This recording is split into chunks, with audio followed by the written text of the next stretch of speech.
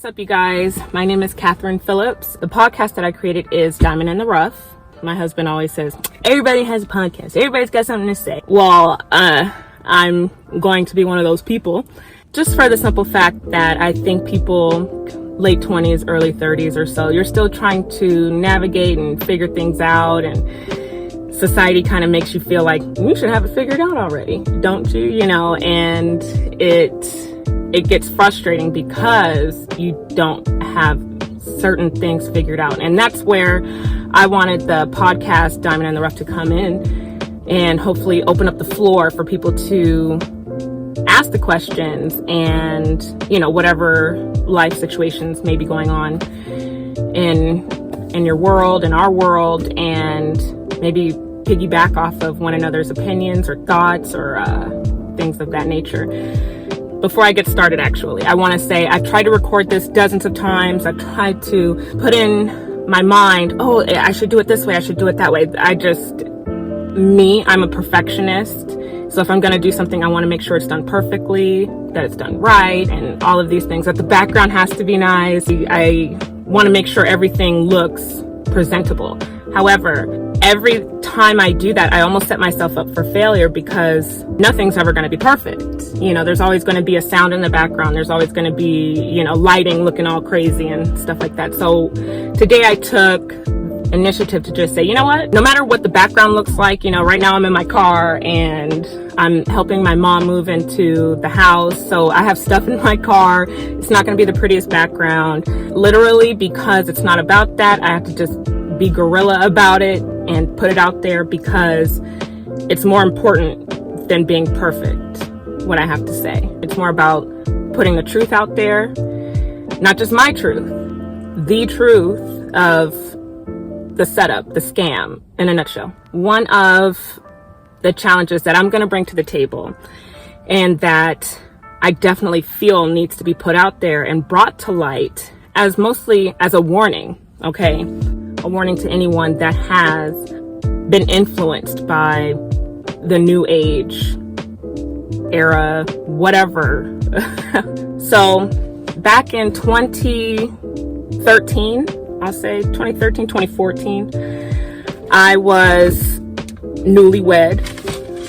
I was a new mom, was working, 50 plus hours a week, you know? So I really had no time to check in. I really had no time to really assess, take into account that I was burnt out. I was, for the most part, tired, and not just physically, emotionally and spiritually. I was newlywed. I didn't know what it was like to grow up in a dual household. My mother was a single mother. She did everything on her own. So it was a complete 180 of what I grew up with. It was total resistance on my part because he grew up with a mother and father, with a mom and dad.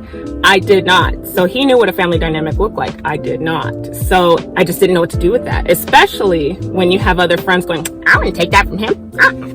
Girl, you know, and so I'm letting that feed me, and I'm like, yeah, so I'm not a chump, right? I'm not a chump.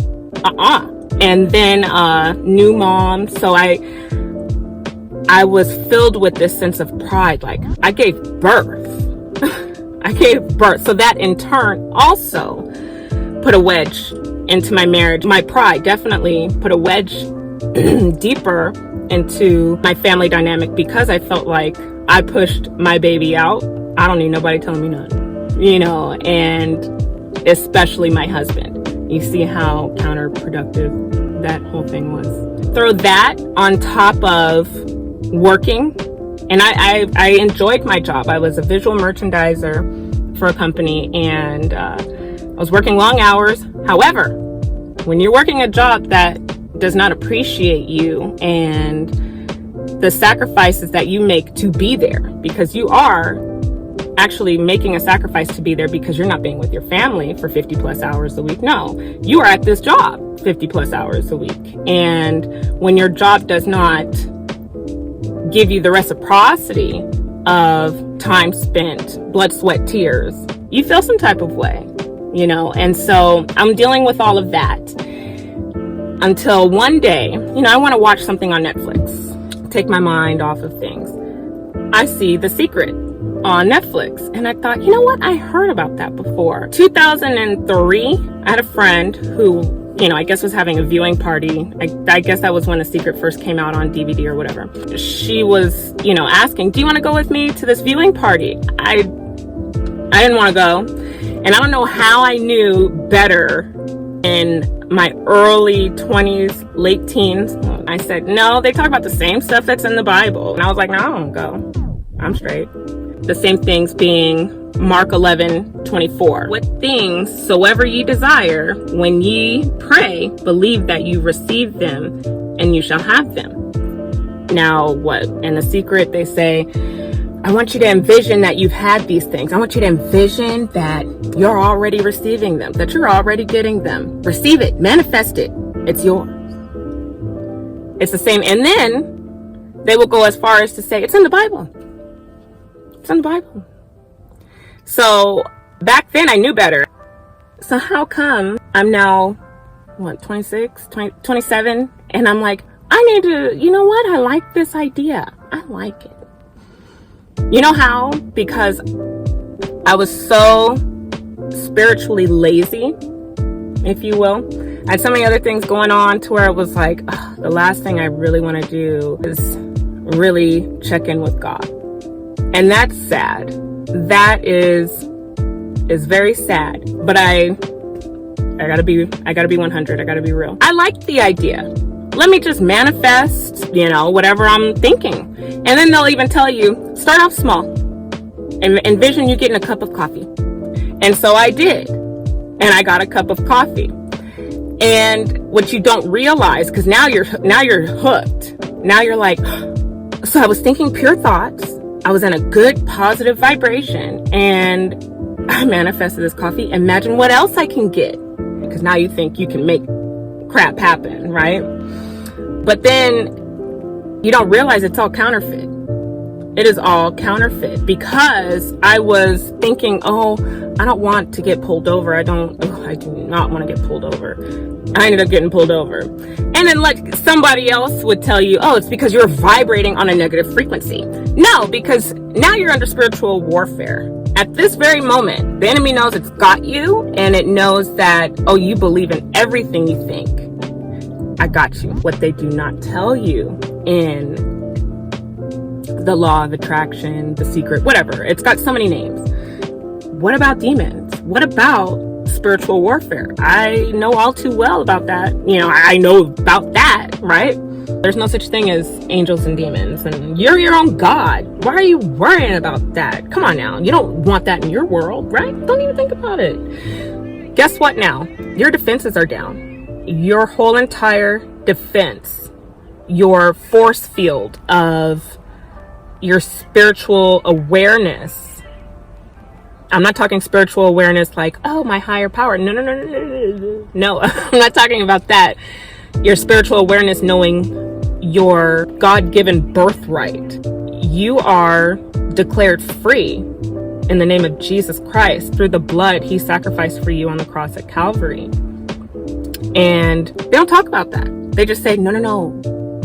You need to vibrate at a high frequency. Don't think negative thoughts because you are your own universe. Because at first they will say God is the universe. And then they'll flip it and say you are your own universe. You see how that quickly goes another direction. So now you think you're God. It trickles down from one thing after another to another and another and another. Now I'm wearing rose quartz rocks and tiger's eye, all these things, because they're supposed to help me with attracting good vibrations, attracting this and that. So now I'm totally reliant upon a stone for me to have a good day. Now I'm totally reliant upon my zodiac sign reading to tell me what my day is going to bring. So now I've taken complete control over my life. But when you start asking yourself, when you get real with yourself, you really took life out of God's hand and said, I know what I'm doing better. It was incredibly selfish on my part because I had no idea what I was doing. I had no idea where I was going. I just wanted to have I was just trying to survive. I was just trying to make it and be in a good mood. So that in of itself was very cheap on my part. All that being said, it led down from me wearing crystals and all these things. And you don't realize how heavily New Age is put out into your everyday life. How it's so normalized that once you wake up, once you have been delivered, you're like, whoa, it's everywhere. It's literally everywhere. So in Deuteronomy chapter 18, verse 10 through 12, there shall not be found among you anyone that maketh his son or his daughter to pass through the fire, or that useth divination, or an observer of times, or an enchanter, or a witch, or a charmer, or a consulter with familiar spirits, or a wizard, or a necromancer. For all that do these things are an abomination unto the Lord. And because of these abominations, the Lord thy God doth drive them out from before thee. The rocks, the stones, whatever, looking to the creation rather than the creator. That's idolatry. It's idolatry. I was looking at that for comfort, for peace of mind, instead of going to the source, instead of going to God, instead of going to Jesus. I was leaning on my own understanding. It would be like somebody saying, I want to talk to Catherine so bad. I want to talk to her. Oh, here's a shirt she made. I'm going to hold on to it and I'm going to talk to it rather than calling me to talk to me. That's the best analogy I can give you, because that is just how ridiculous the situation with modern day idolatry is. And we don't realize it until it slaps you in the face. It legit says in the Bible, we wrestle not with flesh and blood, but the powers at play in the world. Totally butchering that quote. I'll edit that in there later. So when things were happening to me, I just was like, am I not thinking right? I'm just so negative, but I'm wearing the rocks, so I shouldn't even be vibrating at this rate.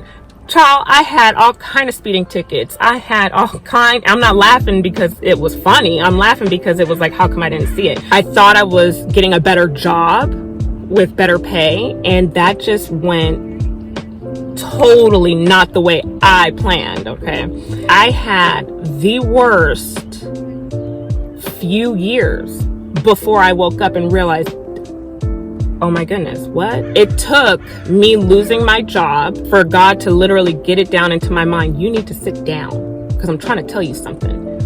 But I still wasn't fulfilled. I still wasn't feeling fulfilled. And I'm over here reading horoscopes, and which also turned into me reading tarot cards, because I felt like tarot cards pertaining to certain zodiac, my whatever sign I thought I was, felt like they were a little bit more accurate. Do you see the distinction? Do you see how quickly that went from me just thinking pure thoughts to where it just totally did a spiral? Now I'm wearing these mood rocks or whatever, and now I'm doing my zodiac signs, and now I'm watching YouTube channels about zodiac tarot cards and these psychics that can read tarot cards.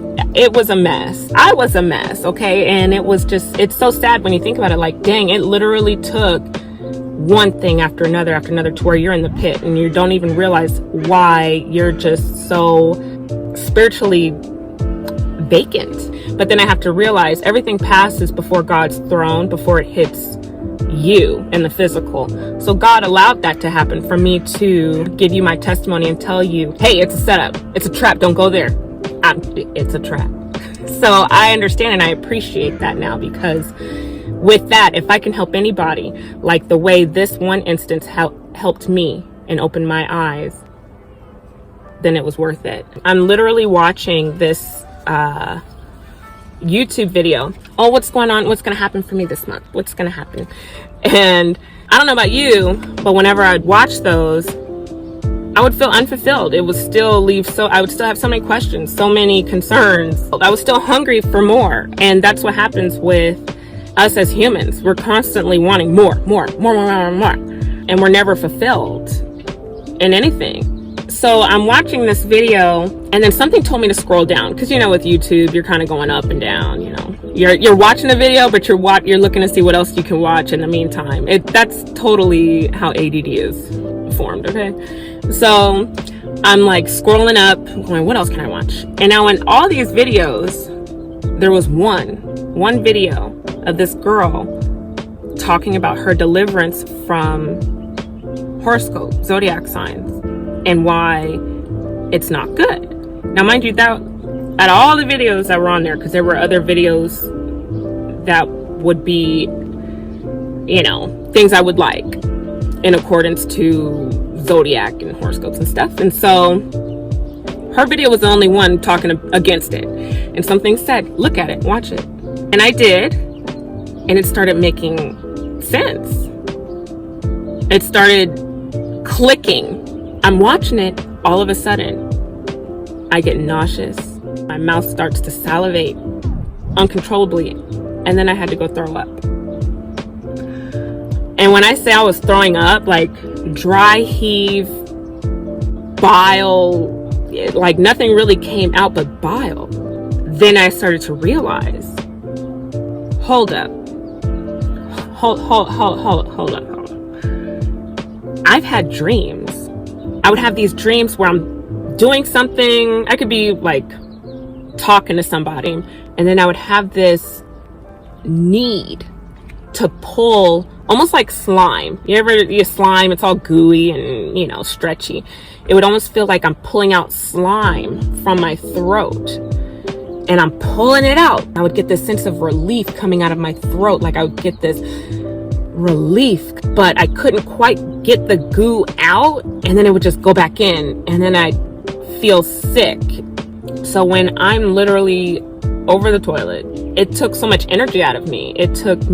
I needed to lay down. I was spent for the rest of the day. And so, but it clicked in my mind, and I'm like, wait a minute. Is that why I had been having those dreams? I'd literally been having those dreams about throwing up, and it just felt the same. I haven't had those dreams since. The next day, I threw any and everything away that even resembled idolatry, that even resembled New Age occultism. And I didn't realize how much stuff I had. I had a book. I had a ton of books, like how to have a great day, how to do this, that, and that. It was a lot of self-help books, but taking away from the main message of God, pertaining to more so you control all this. Don't you know? Stuff like that. Once you wake up and realize how normalized things that are literally forbidden in the Bible are, you realize it's everywhere. And no wonder I fell for it. But that's why God says, be in the world, not of it, because the world is wicked. And you don't think anything of it because your friends don't seem scared. Your friends are hanging out and, the lost, leading the laws. And that's why it's so important to be friends that you can yoke up with, that are in accordance to your belief system, or so you can lean on each other. Okay. And or if not that, be so strong in your faith that you cannot be shaken or deterred or influenced in other ways. I was not. And a lot of people are coming out against it, talking about yoga. Me personally, I never got into yoga. I'm like, I can stretch on my own. I've never had the hand-eye or hand coordination to do that thing with the hands, and then come to find out, praise God, because that thing is like a summoning of some entity. So a lot of people have been coming out, and I just thought this was a thing that I didn't see. I'm so grateful that I was delivered from Jesus, from that I have to tell you, because I was listening to a sermon, and the pastor was talking about how Jesus casted the demons out of those men, in the Bible, and the demons were like, don't cast us out, put us in a live body. And Jesus, being all knowing, was like, all right, put them in the pigs. And the pigs went mad and they went off the cliff. And then Jesus told them, now once they were delivered and saved, he said, now go testify, let others know. And so the pastor was saying, when Jesus delivers you, when Jesus saves you, you better not keep that to yourself. You better not say, oh, thanks, Jesus. Thank you. Thanks, Jesus. Good looking out. That was bad. No, you need to shout it from the rooftop. If not, it's not for you. It's not about you. It's about the person that could be going through what you went through. And you don't want to see that happen to somebody else. You don't want to see the setup. You don't want to see someone else go through that setup. And I know I want to cry because it's unnecessary. It's so unnecessary to go through all those avenues and all these things when the answer's right there and it's just one step. It's Jesus. That's it. You don't need a rock. You don't need essential oil. God's not a genie. He is right and just and fair. He ain't a genie though. So you can't just get things on a dime because you want it. No. I think of it in this way, and it's the best way I can explain it. I'm a mother, and I love my daughter with my entire being. If my daughter comes at me at 9 a.m. talking about, Mama, I want chocolate, I'm going to tell her no. I'm going to tell her later, after lunch, something. I'm within my right and my power to tell her no, because it makes sense. I'd be a bad mother if I told her, yeah, go ahead, get your chocolate, I don't care, right? My daughter, if she were to say, Mama, I want to go to the park, and it's 12 midnight, I'd be a bad mother if I told her, yeah, sure, go ahead, I don't care. Yeah, go ahead. Be careful. No, I'm going to tell my daughter, girl, you have lost your mind. Go lay down. Go to bed. What are you doing up? Bothering me like that, right? We cannot have everything we want the moment we want it. Where's the satisfaction in all that? That's what causes you to want more and more and more and more and more, right? That's going to cause you to never be satisfied because you didn't earn it. You didn't earn anything. You just said, I want it. And you go get it, or the enemy makes you think you got it, but it's counterfeit. And there's just no way the world can work that way. God didn't design it that way. So if you were to say, I want $1 million, and you got it, what are you going to do now? You're going to blow it. You didn't know what it was like to work for that. And now you're going to need another $1 million. Now it's not $1 million. Now it's 10 million. Now I need 10 million because that's going to hold me. Then you blow that 10 million. If I just had 100 million, I'd be great. That'd be great. We'll never be satisfied. But that's why God puts it in place to where if it's in accordance to my will, you will get what you pray for and believe and have total and complete faith that you have it. The way it's set up is once you are heart, mind, body, soul aligned and in God's word, you won't even want for anything. To where whatever you get is like, thanks God, I wasn't even asking for that. That's how God is. You will be so fulfilled in what he has assigned you to do and what he has called you to do to where you're like, I can get paid for this? No way. Really? Okay, I'm cool with that. That's cool. Because you are fulfilled. Because you are aligned with his word and with him. But when you are just of you, what's that really doing, Denny? What's that doing? Because I know where that got me, and it got me nowhere fast, real fast. And I'm based on my research, it got a lot of people nowhere fast. If this reached one person that's ready to know the truth, that's ready to understand what I'm talking about and connect the dots, then that's what needed to happen. If anybody else that's watching this, listening, and thinks, then it's not for you. I pray that God gives you insight to know what I'm talking about. But not just me, there's others that are coming out and saying, hey, I got set up. Because it's a setup. But if I can help one person through my testimony, then it was all worth it.